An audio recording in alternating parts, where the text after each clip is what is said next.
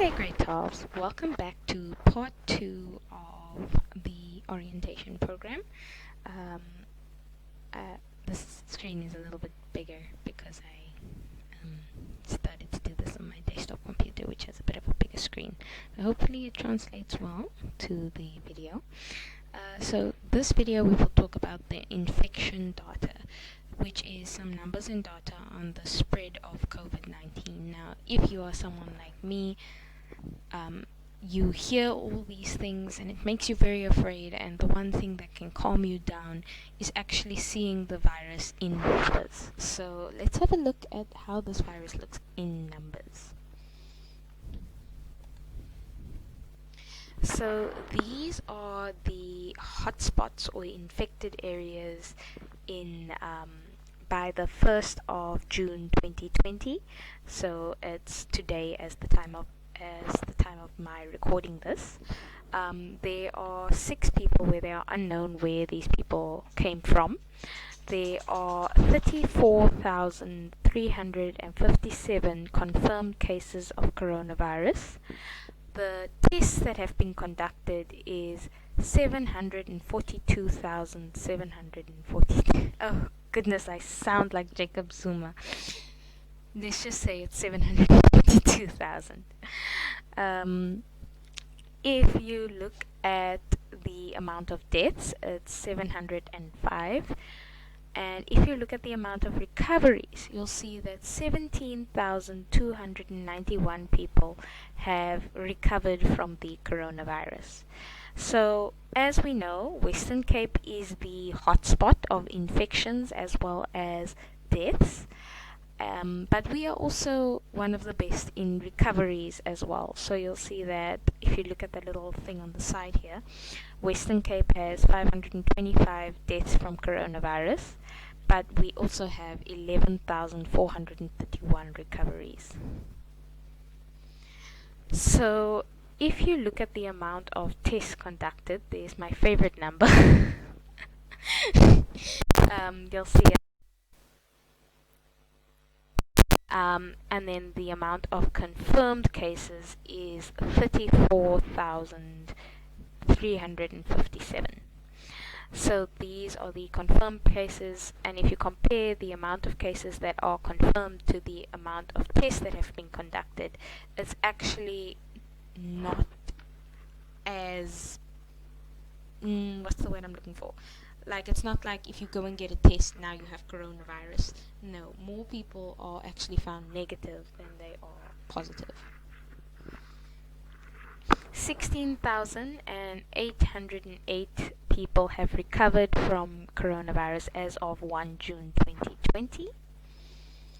And this is the evolution of cases. So there's about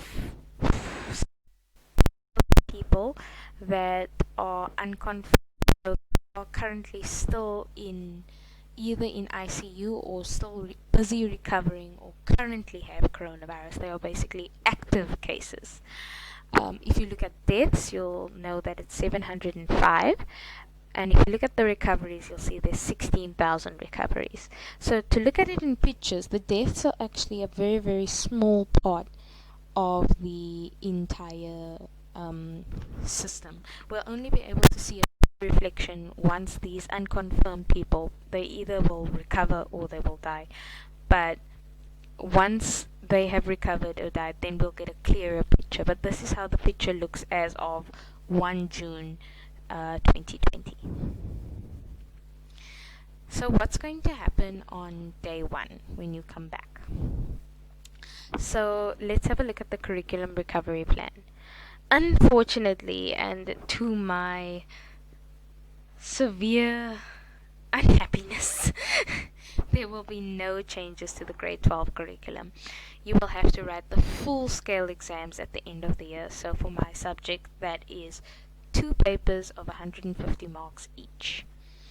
The department has made a recovery plan available, and this will be sent in your WhatsApp groups. So basically in that recovery plan, they've outlined how we should be teaching week by week.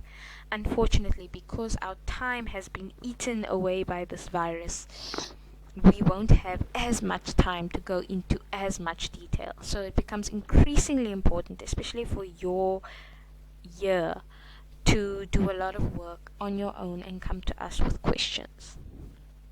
Please take note that your June exams have been scrapped, so your control test results will become increasingly important. So you will not be writing June exams, simply because there just isn't time for it. But your control tests and your tasks and your practical, the mark for that then gets pushed up. So it kind of makes up for that mark of the June exam. So you need to make sure that you are performing in those tasks and practicals. And on Friday you will receive your new timetables. So don't worry, class of 2020, you've got this. What's going to happen in the classroom? So you may not leave your desk without permission for any reason. Please ask if you need something. Something away, please ask. If you leave your desk without permission, you are posing a risk to the other people in the class. So the principal actually said he will deal with that in the most strictest manner, so please just be aware of that. You will have your interval in one of the blocks with only the members of your class. Do not mingle with other classes. This is for your own safety. Home time will be staggered, so there's going to be no home time bell. Mr. Williams and Mr. Geswint will come from class to class and dismiss the students.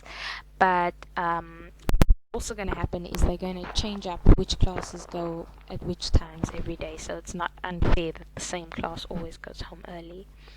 If it is raining, I advise you to have interval in your class, but please do not share food or drinks. So I know we are humans, we are social animals, we love to share, but this is just not the time. That is unfortunately how viruses spread, by sharing things, so that sharing needs to stop. And as such, you also shouldn't share. Real problem, but the problem is it's also full of germs. So please have your own stationery as far as possible.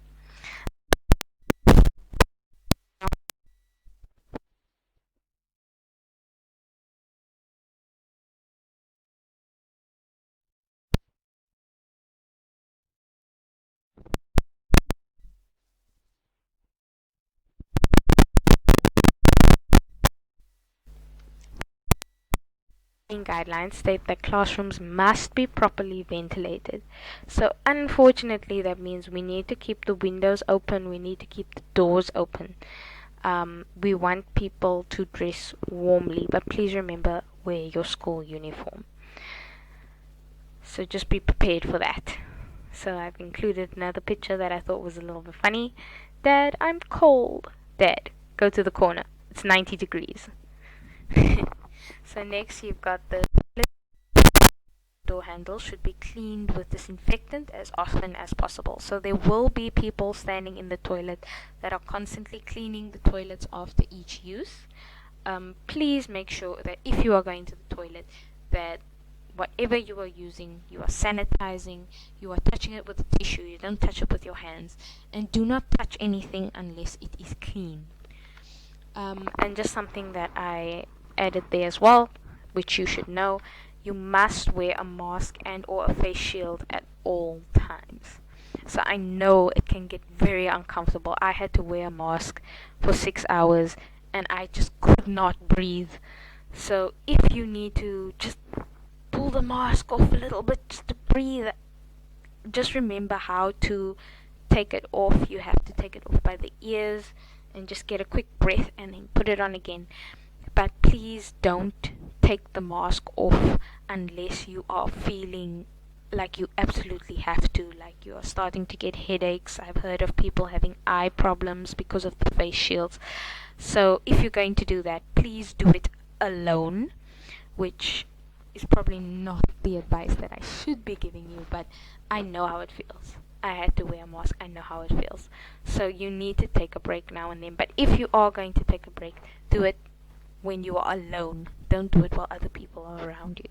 Okay? But other than that, you must wear a mask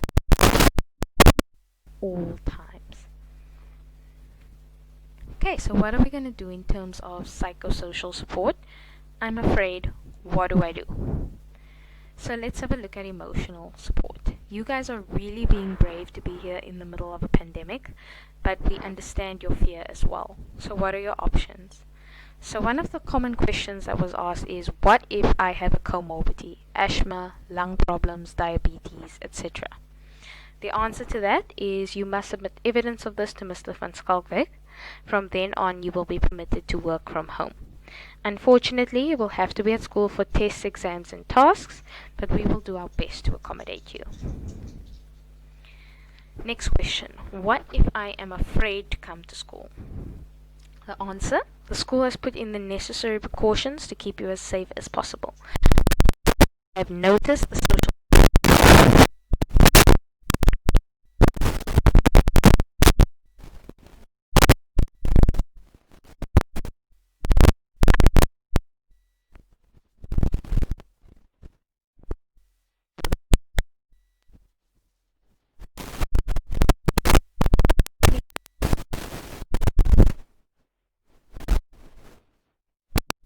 safe as we possibly can.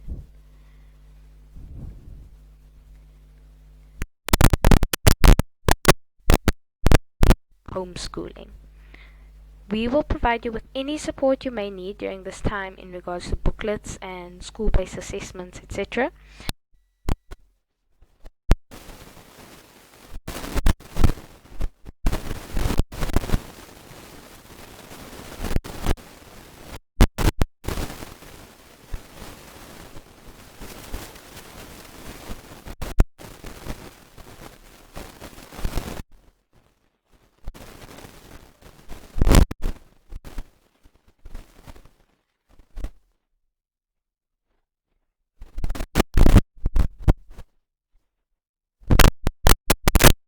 Fever at the gate, you will be sent to the isolation room, which is room 19, until your parents come to fetch you.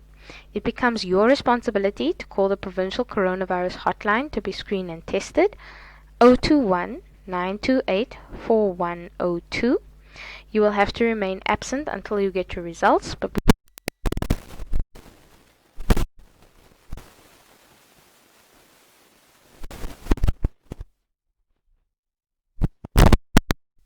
a few things that you can do personally, which is strong your feelings are and sharing your feelings with people closest to you. You can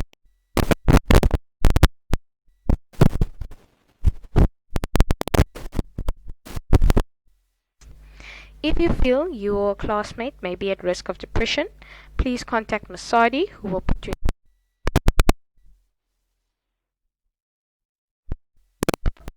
with any of that. What you can do is you can contact the South African Depression Hotline. Zane Wilson is the founder, and we've included his email address. If you want to contact anyone from 8 a.m.